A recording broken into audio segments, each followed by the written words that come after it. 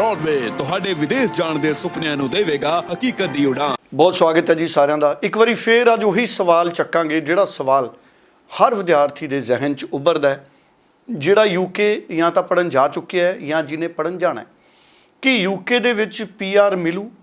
Canada Australia ਪੁਰਾਣੇ ਸਮਿਆਂ 'ਚ ਬਹੁਤ ਵਿਦਿਆਰਥੀਆਂ ਨੇ PR ਹਾਸਲ ਕੀਤੇ, ਕੈਨੇਡਾ 'ਚ ਹੁਣ ਵੀ PR ਲੈ ਰਹੇ ਸਾਡੇ ਵਿਦਿਆਰਥੀ, ਪਰ ਯੂਕੇ 'ਚ ਕੀ ਹੁਣ ਵਾਲੇ ਵਿਦਿਆਰਥੀਆਂ ਨੂੰ PR ਮਿਲੂ? ਇਹ ਸਵਾਲ ਬਹੁਤ ਵੱਡਾ, ਇਹਦਾ ਜਵਾਬ ਲਵਾਂਗੇ ਅਮਰਜੀਤ ਸਿੰਘ ਕੰਵਰ ਹੋਣਾ ਤੋਂ, ਜਿਹੜੇ ਕਿ ਯੂਕੇ ਦੇ ਐਕਸਪਰਟ ਨੇ।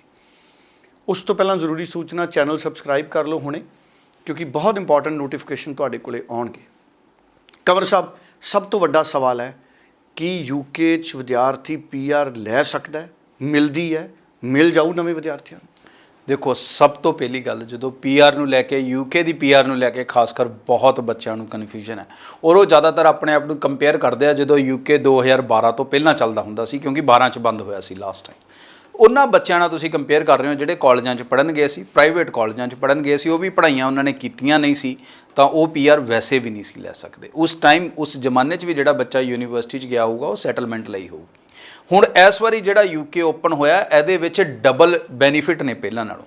ਪਹਿਲੀ ਚੀਜ਼ ਤੇ ਆ ਕਿ ਤੁਸੀਂ ਹੁਣ ਕਾਲਜਾਂ 'ਚ ਜਾ ਹੀ ਨਹੀਂ ਸਕਦੇ, ਗਵਰਨਮੈਂਟ ਨੇ ਹੀ ਉਹ ਕਰਪਟ ਸਿਸਟਮ ਨੂੰ ਬੰਦ ਕਰ ਦਿੱਤਾ, ਸੋ ਤੁਸੀਂ ਜਾਣਾ ਹੀ ਯੂਨੀਵਰਸਿਟੀਆਂ 'ਚ। ਪਹਿਲੀ ਚੀਜ਼ ਹੈ। ਦੂਸਰਾ, ਤੁਸੀਂ ਡਿਗਰੀ ਖਤਮ ਕਰੋਗੇ, ਪੋਸਟ ਸਟੱਡੀ ਵਰਕ ਵੀਜ਼ਾ ਮਿਲਣਾ ਹੈ, ਔਰ ਉਸ ਤੋਂ ਬਾਅਦ ਤੁਸੀਂ ਆਪਣੀਆਂ ਜੌਬ ਨੂੰ ਹਾਸਲ ਕਰਕੇ PR ਲਵੋਗੇ। ਜੌਬ ਹਾਸਲ ਕਰਨਾ UK ਦੇ ਵਿੱਚ ਬਹੁਤ ਜ਼ਰੂਰੀ ਹੈ। ਹੁਣ ਜੌਬ ਦੇ ਨਾਲ ਕੀ ਆਪਸ਼ਨਾਂ ਨੇ ਤੇ ਕਿੱਦਾਂ ਦੀਆਂ ਜੌਬਾਂ ਤੁਸੀਂ ਲੈ ਸਕਦੇ ਹੋ, ਔਰ ਕਿੱਥੋਂ ਤੁਸੀਂ ਫਾਸਟ PR ਲੈ ਸਕਦੇ ਹੋ, ਤੇ ਮੈਂ ਆਹ ਕਹਾਂ ਕਿ ਬਿਨਾਂ ਪੜ੍ਹਾਈ ਕੀਤੇ PR ਲੈ ਸਕਦੇ ਹੋ। ਯੈਸ, ਇਹ ਸਿਰਫ UK 'ਚ ਪੋਸੀਬਲ ਹੈ। ਅਗਰ PR ਨੂੰ ਲੈ ਕੇ ਕੋਈ ਕੰਪੇਅਰ ਕਰੂਗਾ ਕੈਨੇਡਾ ਦੇ ਨਾਲ ਤੇ ਆਸਟ੍ਰੇਲੀਆ ਦੇ ਨਾਲ, ਤੇ ਇਹਨਾਂ ਦੋਨਾਂ ਕੰਟਰੀਆਂ 'ਚ ਮੈਨੂੰ ਦੱਸ ਦਿਓ ਵੀ ਕਿਹੜੀ ਕੰਟਰੀ ਆ ਜਿਹੜੀ ਬੱਚੇ ਨੂੰ ਬਿਨਾਂ ਪੜ੍ਹਾਈ ਖਤਮ ਕੀਤੇ PR ਦਿੰਦੀ ਹੈ? ਸਿਰਫ ਤੇ ਸਿਰਫ UK ਹੈ ਜਿਹੜਾ ਤੁਹਾਨੂੰ ਬਿਨਾਂ ਪੜ੍ਹਾਈ ਖਤਮ ਕੀਤੇ PR ਦੇ ਸਕਦਾ, ਬਟ ਤੁਹਾਨੂੰ ਪ੍ਰੋਸੀਜਰ ਨੂੰ ਤੇ ਕਾਨੂੰਨ ਨੂੰ ਸਹੀ ਤਰੀਕੇ ਨਾਲ ਫੋਲੋ ਕਰਨਾ ਹੈ। ਹੁਣ ਤਰੀਕਾ ਕੀ ਹੈ? ਇੱਕ ਤਰੀਕਾ ਹੈ ਕਿ ਤੁਸੀਂ ਆਪਣੀ ਪੜ੍ਹਾਈ ਖਤਮ ਕਰਦੇ ਹੋ, ਪੋਸਟ ਸਟੱਡੀ ਵਰਕ ਵੀਜ਼ਾ ਲੈਂਦੇ ਹੋ, ਉਸ ਤੋਂ ਬਾਅਦ ਆਪਣੀ ਮਰਜ਼ੀ ਦੀ ਜੌਬ ਚਾਹੁੰਦੇ ਹੋ ਜਿੱਦਾਂ ਦਾ ਤੁਹਾਡਾ ਪ੍ਰੋਫਾਈਲ ਹੈ, then yes you have to work hard. ਤੁਸੀਂ ਕਿਹੜੀ ਟ੍ਰੇਡ ਤੋਂ ਹੋ ਉਹ ਡਿਪੈਂਡ ਕਰਦਾ ਹੈ। ਇੰਜੀਨੀਅਰਿੰਗ ਸੈਕਟਰ 'ਚੋਂ ਹੋਵੋਗੇ, IT ਸੈਕਟਰ 'ਚੋਂ ਹੋਵੋਗੇ, ਨਰਸਿੰਗ ਸੈਕਟਰ 'ਚੋਂ ਹੋਵੋਗੇ, ਮੈਡੀਕਲ ਲਾਈਨ 'ਚੋਂ ਹੋਵੋਗੇ, ਬਹੁਤ ਫਾਸਟਲੀ ਆਪਸ਼ਨ ਮਿਲਣਗੀਆਂ।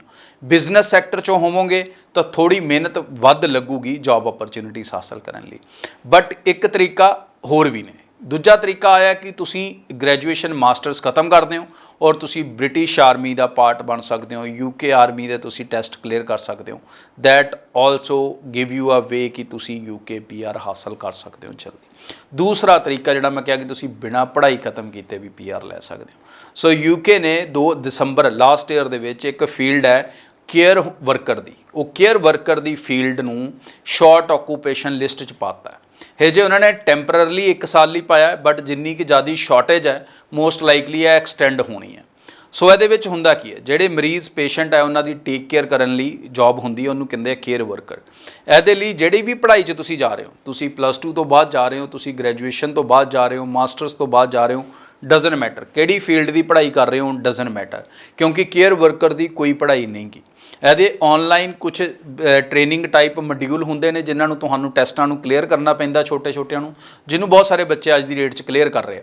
ਔਰ ਉਹ ਕਲੀਅਰ ਕਰਨ ਤੋਂ ਬਾਅਦ ਤੁਹਾਨੂੰ 6 ਮੰਥ ਦਾ ਜੌਬ ਐਕਸਪੀਰੀਅੰਸ ਲੈਣਾ ਹੈ ਕੇਅਰ ਵਰਕਰ ਦੀ ਫੀਲਡ 'ਚ, ਕਿਉਂਕਿ ਡਿਊਰਿੰਗ ਸਟੂਡੈਂਟ ਤੁਸੀਂ ਫੁੱਲ ਟਾਈਮ ਕੰਮ ਨਹੀਂ ਕਰ ਸਕਦੇ, ਕਾਨੂੰਨਨ ਪਾਰਟ ਟਾਈਮ ਕਰ ਸਕਦੇ ਹੋ। ਇਸ ਲਈ 6 ਮਹੀਨੇ ਦਾ ਐਕਸਪੀਰੀਅੰਸ ਗੇਨ ਕਰਨਾ ਹੈ।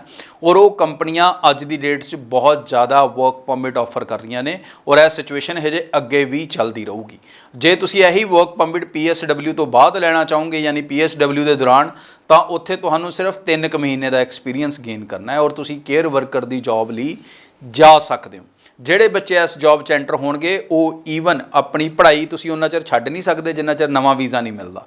ਸੋ ਆਪਣੀ ਪੜ੍ਹਾਈ ਕਰਦੇ ਰਹਿਣਾ ਪਾਰਟ ਟਾਈਮ ਜਿਹੜੀ ਕਰ ਰਹੇ ਹੋ ਉਹਨੂੰ ਫੁੱਲ ਟਾਈਮ, ਔਰ ਪਲੱਸ ਤੁਸੀਂ ਪਾਰਟ ਟਾਈਮ ਕੇਅਰ ਵਰਕਰ ਦੀ ਜੌਬ ਕਰੋ, ਆਪਣਾ ਐਕਸਪੀਰੀਅੰਸ 6 ਮਹੀਨੇ ਦਾ ਇਕੱਠਾ ਕਰੋ।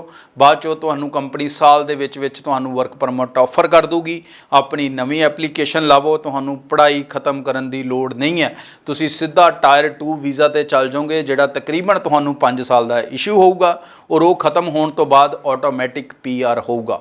ਸੋ ਇਸ ਤੋਂ ਫਾਸਟ ਪ੍ਰੋਸੈਸ ਨਹੀਂ ਹੋ ਸਕਦਾ। ਬਾਕੀ ਤੁਸੀਂ ਆਪਣੀ ਮਰਜ਼ੀ ਦੀ ਜੌਬ ਲੱਭ ਕੇ PR ਲੈਣਾ ਚਾਹੁੰਦੇ ਹੋ ਤਾਂ ਡੈਫੀਨੇਟਲੀ ਫਿਰ ਉਹ ਤੁਹਾਡੇ ਉੱਤੇ ਉੱਤੇ ਹੈ, ਉਹਦੇ ਲਈ ਤੁਸੀਂ ਆਪ ਆਪਣੀ ਮਿਹਨਤ ਕਰਨੀ ਹੈ ਔਰ ਤੁਸੀਂ ਉਹ ਵੀ ਜੌਬਸ ਲੱਭ ਸਕਦੇ ਹੋ। ਕੋਈ ਮੁਸ਼ਕਲ ਨਹੀਂ ਹੈ ਜੇ ਯੂਕੇ ਦੇ ਵਿੱਚ ਬਹੁਤ ਜ਼ਿਆਦਾ ਅਕਮੋਡੇਟ ਕਰਨ ਦੀ ਡਿਮਾਂਡ ਹੈਗੀ ਹੈ, ਬਟ ਗੱਲ ਇਹ ਹੈ ਕਿ ਤੁਹਾਡੇ 'ਚ ਸਕਿੱਲ ਹੋਣੀ ਚਾਹੀਦੀ ਹੈ, ਤੁਸੀਂ ਮਿਹਨਤੀ ਹੋਣੇ ਚਾਹੀਦੇ ਆ।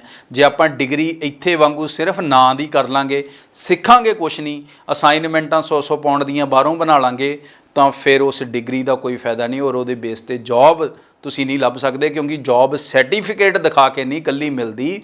ਜੌਬ ਸਰਟੀਫਿਕੇਟ ਦਿਖਾ ਕੇ ਤੁਹਾਨੂੰ ਇਕੱਲਾ ਪੋਸਟ ਸਟੱਡੀ ਵਰਕ ਵੀਜ਼ਾ ਮਿਲਣਾ ਹੈ, ਜੌਬ ਤੁਹਾਨੂੰ ਬੰਦੇ ਨੇ ਟੈਲੈਂਟ ਦੇਖ ਕੇ ਦੇਣੀ ਹੈ। ਸੋ ਜੇ ਤੁਸੀਂ ਪੜ੍ਹਾਈ 'ਚੋਂ ਕੁਝ ਸਿੱਖਿਆ ਹੋਊਗਾ ਤੇ ਆਪਣੀ ਮਰਜ਼ੀ ਦੇ ਤਰੀਕੇ ਵੀ ਲੈ ਸਕਦੇ ਹੋ, ਨਹੀਂ ਤਾਂ ਜਿਹੜੇ ਸ਼ਾਰਟਕਟ ਮੈਂ ਤੁਹਾਨੂੰ ਦੱਸਦੇ ਉਹ ਤਾਂ ਤੁਹਾਨੂੰ PR ਸ਼ੋਰਲੀ ਦਿੰਦੇ ਹੀ ਦਿੰਦੇ ਆ। ਸੋ ਬਹੁਤ ਹੀ ਮਹੱਤਵਪੂਰਨ ਇਨਫੋਰਮੇਸ਼ਨ ਸਾਨੂੰ ਅਮਰਜੀਤ ਸਿੰਘ ਕੰਵਰ ਹੋਣਾ ਨੇ ਦਿੱਤੀ ਹੈ। 90238 90238 ਟੈਲੀਫੋਨ ਨੰਬਰ ਹੈ। ਸਾਰੇ ਸਟੂਡੈਂਟ ਇਸ ਨੰਬਰ ਤੇ ਟੈਲੀਫੋਨ ਕਰਨ, ਕੰਵਰ ਸਾਹਿਬ ਤੋਂ ਜ਼ਰੂਰ ਤੁਸੀਂ ਓਪੀਨੀਅਨ ਲੈ ਸਕਦੇ ਹੋ। Thank you so much Kanwar Sahib. Broadway ਤੁਹਾਡੇ ਵਿਦੇਸ਼ ਜਾਣ ਦੇ ਸੁਪਨਿਆਂ ਨੂੰ ਦੇਵੇਗਾ ਹਕੀਕਤ ਦੀ ਉਡਾਨ।